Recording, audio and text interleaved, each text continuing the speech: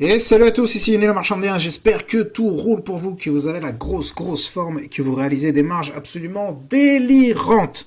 Si vous êtes nouveau sur ma chaîne, je vous souhaite la bienvenue, je m'appelle Yoni, je suis marchand de biens sur la région lyonnaise et je dirige depuis 2018 un organisme de formation certifié Calliope dans lequel j'accompagne toutes les personnes qui souhaitent devenir marchand de biens à le faire en toute sécurité.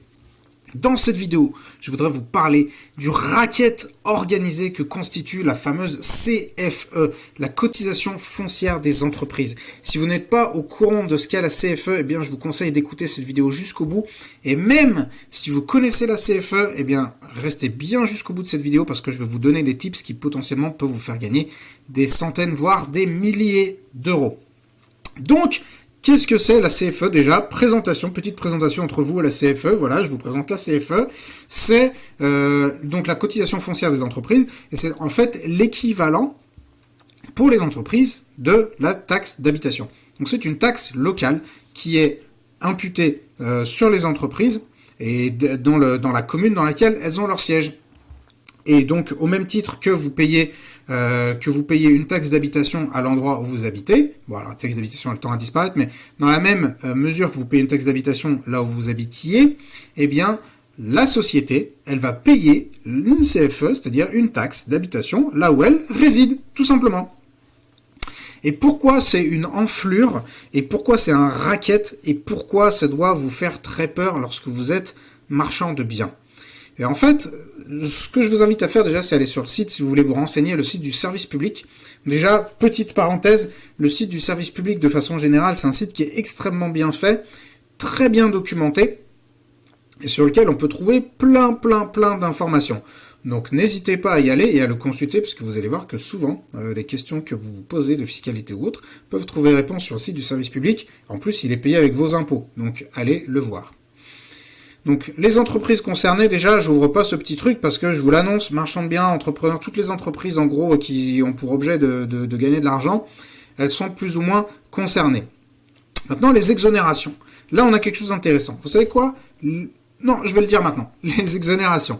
Vous pouvez avoir droit à une exonération sur la première année civile de votre création. Et là, attention, et c'est là où je vous donne un conseil déjà qui vaut des centaines, voire des milliers d'euros, c'est que si vous n'avez pas encore constitué votre société et que vous êtes en train de vous demander à quel moment je vais la créer, eh bien si vous vous posez cette question en fin d'année, je vous recommande très chaleureusement d'attendre le début d'année pour créer votre société, puisque en fait, si vous créez par exemple au 10 janvier votre société, vous allez bénéficier de l'exonération de CFE depuis le 10 janvier jusqu'au 31 décembre.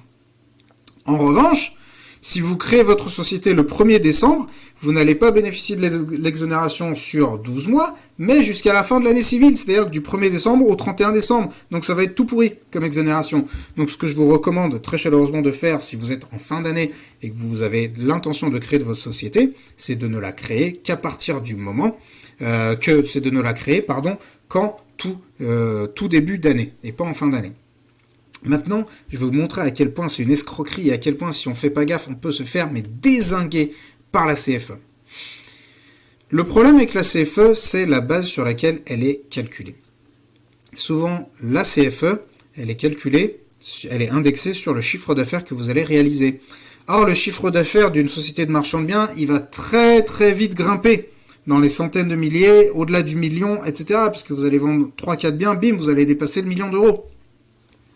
Et je vais maintenant vous montrer les grilles tarifaires sur lesquelles sont calculées la cotisation foncière des entreprises. Et tenez-vous bien, on va aller regarder dans les fourchettes un peu hautes. Donc ce que vous pouvez voir, là, hop, on va mettre un petit peu en jaune là pour que vous puissiez voir.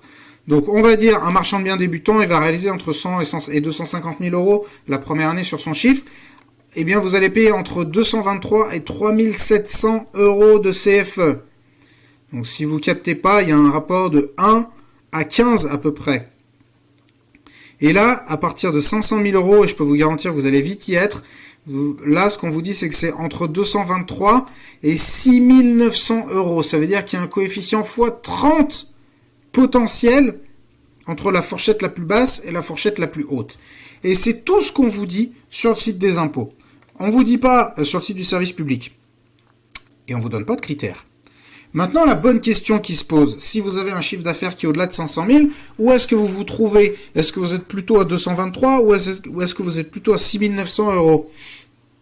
Ben, il y a deux critères. Il y a deux critères. Déjà, il y a la surface des locaux que vous allez déclarer et surtout la commune dans laquelle votre société va résider. Alors déjà, je vais démonter une fausse bonne idée que plein de gens ont. Plein de gens se disent, je vais loger la société à mon domicile perso, je vais dire qu'elle occupe 40 mètres carrés et comme ça, je vais me verser un loyer important. C'est-à-dire que la société de marchand va me verser à moi, personne physique, un loyer important. Et comme ça, je vais pouvoir sortir des fonds de la société de marchand de biens et les récupérer à titre perso. Sauf que là, ce qui va se passer, c'est que vous allez vous faire dézinguer en CFE. Rappelez-vous, de toute façon, tout est verrouillé avec les impôts. Vous pensez pouvoir les enfler d'un côté, hop, ils vous enflent d'un autre. Vraiment tout, à peu près tout est verrouillé, à part des toutes petites niches où vraiment on gagne pas grand-chose. De façon générale, on n'y coupe pas. Donc la première fausse bonne idée, c'est de déclarer une grosse surface. Et le deuxième critère, il est complètement subjectif et il est complètement arbitraire, c'est-à-dire que la commune va décider, en fonction de ses besoins financiers, elle va décider d'imposer une CFE qui est plus ou moins élevée. Et par exemple, quand le gouvernement Macron a décidé à amener la réforme dans laquelle il allait supprimer progressivement la fameuse taxe d'habitation pour les personnes physiques, les communes se sont retrouvées avec un manque à gagner, parce qu'elles ont toujours autant de trucs à financer. Et donc, qu'est-ce qu'elles ont dit? Ah bah les cotisations foncières des entreprises, on va les augmenter. Donc avant de créer la société, il faut aussi potentiellement que vous vous demandiez dans quelle mesure la commune dans laquelle vous souhaitez implanter votre société, dans le siège social, donc eh bien dans quelle mesure la CFE dans cette commune est élevée. C'est un critère qui peut être extrêmement important et qui peut faire varier parfois du simple au double la CFE que vous allez devoir verser. Donc je vous invite à y réfléchir très sérieusement. La CFE fait donc partie de ces petits pièges fiscaux desquels il faut énormément se méfier. Et vous allez voir, quand on a une société de marchand de biens, des petits pièges comme ça, il y en a plein. Et mis bout à bout, eh bien, ça représente un coût qui est quand même absolument colossal.